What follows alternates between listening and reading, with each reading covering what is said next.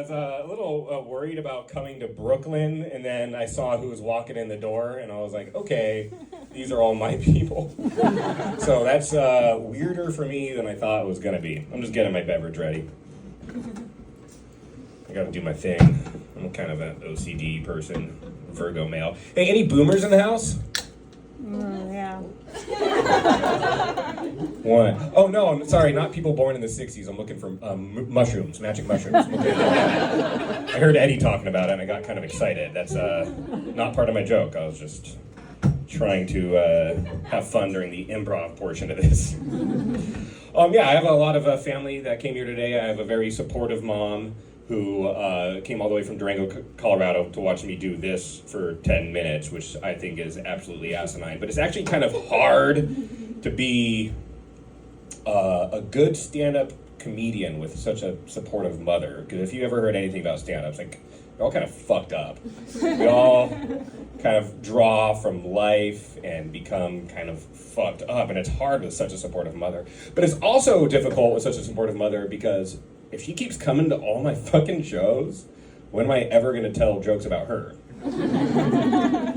About now? But it just so happens that last week I did a show, and it was in Durango, and she didn't make it because there was a Led Zeppelin cover band in town, so she went to that instead.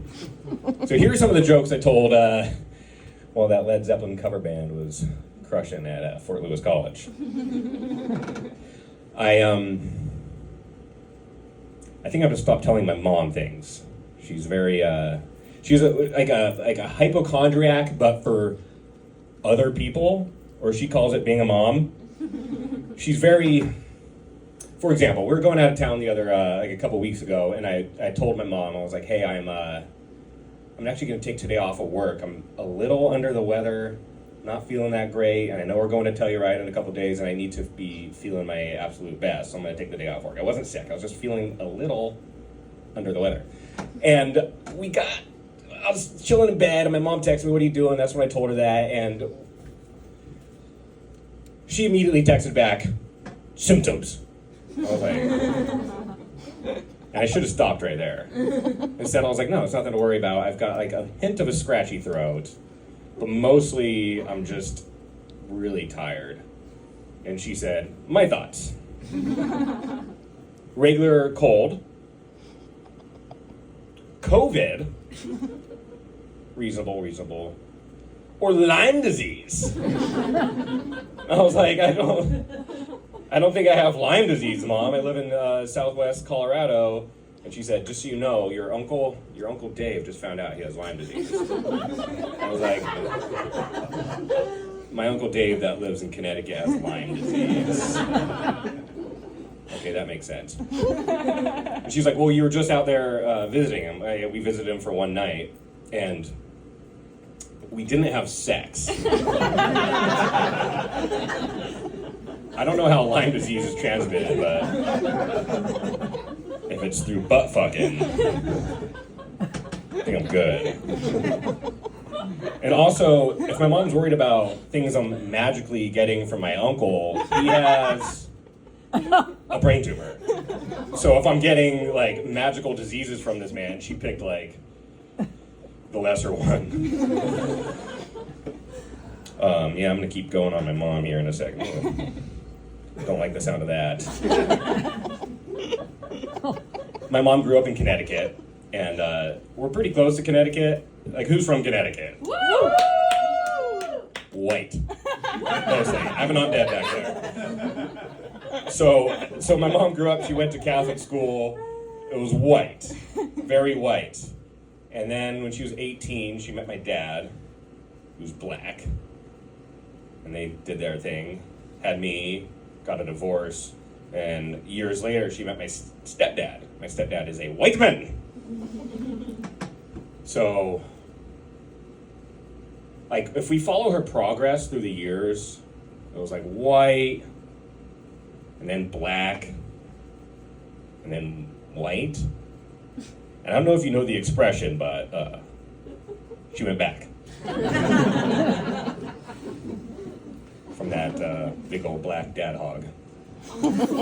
Anyways, speaking of my dad being black, did anybody do the Ancestry.com thing? Woo! Yeah. Couple people, couple woos. We did that, and I've always lived my life as a half black man. Even though, like, I owned a mirror, and it should have made a lot of sense that maybe it wasn't that much. But we got the Ancestry results back, and I looked at the list, and I was like, oh, my dad is actually more like 60% black, which means that I'm like half of that. My first thought was, I gotta stop saying the N-word. It's not, it needs to get out of my vernacular right now. I'm not nearly skin colored enough to go there. Speaking of, although I don't look half black, I can assure you I've got this huge, fat, BlackBerry cell phone. But I wrote that joke in 2009, so you can go back in time and see how awesome that joke was 16 years ago. I also have a very supportive girlfriend. She's here tonight as well. Thank you, yeah. We actually, the way we met was super adorable. I was shopping at the local butcher in Colorado, and our carts bumped. It was what you might call a meat cute. That's about what I expect. That's a little bit more than I expected. I thought it was just going to be 7 crickets. Instead it was less than 7 crickets. Speaking of my girlfriend, we have a dog together. That's pretty good. We rescued a dog. It just means we got a dog from a place that rescues dogs. And you know how they say, like, over time, your like dogs and their humans start to look alike or even act alike? This is true, because I can't get either of them to come, you know. Good girl. You're like, is that joke funny, or is like he fingering his dog, which I'm not. I promise I wrote that joke to mostly be a joke. My girlfriend actually left town for a few months. She's right now on like month 2 out of 3 months away from our home in Durango, Colorado, and it's pretty rough.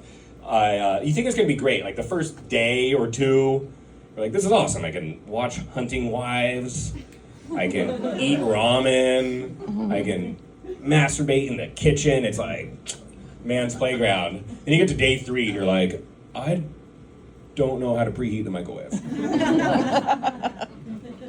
Didn't find that button. Microwaves don't preheat, guys. Just a joke I wrote to be here in Brooklyn, and I thought that'd be funnier. I have been getting pretty stir crazy. Do you guys know, like, does anyone here have kids? Oh, yeah. Couple, yeah. I do. Let me know if this makes sense. Kids are like wind chimes, right? Sure. Yeah. It just means that, like, my neighbors have wind chimes, and I wish they didn't. If I'm trying to go to bed, I can hear your fucking wind chimes. I don't know how Brooklyn is, but it seems like you guys have a lot of neighbors, so I just thought that joke would also land a little bit more. Because, I mean, I feel like I'm way too close to people when I go to, like, log on to my Wi-Fi and I can see someone else's Wi-Fi connection. I'm like, I'm too close to that person. I haven't looked here because I'm too scared, because you all got neighbors. I don't know if they have wind chimes or not. Speaking of neighbors, I've been trying to be more neighborly. I have, I'm not a very neighborly person. I was when I drank, but I don't drink anymore. So now I'm just kind of like this skinny, old gremlin guy. And so the place that my girlfriend and I live at in Durango, we share a walkway. It's like a pathway, and it's a very intimate, like, space. And our old neighbors, like the last 2, I never even got to know. I don't know their names. I could guess what their names are because we get their mail once in a while. I'd be like, I don't know if the people that live there now or the people that used to live there, and I'm too embarrassed to be like, is this you? So they just don't get their mail. I open it. It's kind of a foolproof plan there. But I was like, I knew my old neighbors were moving out of town. I got the like, our landlord's like, hey, if you know anybody that needs to rent the house. I was like, oh fuck, they're moving? I was like, that is it's kind of crazy, but I'm gonna be more neighborly when the new neighbors move in.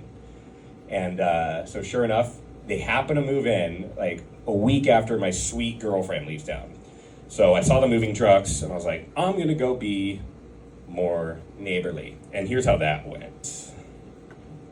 I, picture the scene, saw the U-Haul and I was like, all right. And it was like a young woman, cute, 22 maybe, college age, and her parents were helping to move in. And they looked like they were maybe like my age. So I made like the classic joke, like, you guys sisters? And I was like, they're gonna love me. And they're like, oh no, our daughter's moving in here. So I introduced myself. I was like, hi, I'm Chad. I live in the alley behind you. Because I do. It's like we're in the alley behind their house. And they're like, they have a certain address and we're at that address and a half. And I was like, oh, that came off weird. I was like, oh, also, I live there and I live there with my girlfriend, but you might not see her for a while. And I was like, God, that sounded so weird. I was like, let me clear that up. So if you don't see her, don't worry, I didn't kill her and bury her in the yard. And they're like, I thought I did great. So I go home and once in a while eat a pot gummy. I went home this particular night and I ate a pot gummy, and of course I started thinking of that interaction. I was like, what? Why did I give up that information so freely? They probably didn't think I was gonna murder her until I said I might murder her. So I called my girlfriend the next day. I was like, Dana, like, I think I fucked up. And she's like, that was a very weird thing you said. Why did you so freely give that information? And I was like, I don't know. I was trying to be neighborly. And she's like, well, you've been doing like some baking lately. How about you try being more neighborly and try to be like, get in the neighborhood that way, or like, you know, be more neighborly and friendly. And I was like, got it. I know the perfect thing. I've been baking muffins. The only thing I know how to bake is muffins. They're easy. You just put a bunch of shit together. And make like 16 of them or whatever. So whatever. I brought over like 8. And I can't make muffins. I'm self-employed, so I don't even get off work until like 6. So I'm already like losing because it's making dusk. But it's like dusk by the time I'm pulling these muffins out of the oven. And I go to her back door because it's the one that's closest to my house. And I knock on the door and I'm like, I made you muffins. And then I was like, oh, I have to remember that she doesn't want to think I'm weird. So I was like, don't worry, they're not roofied. So I did super great. I'm great with humans, and they're not scared of me at all. And that's my time. Thank you all for being here.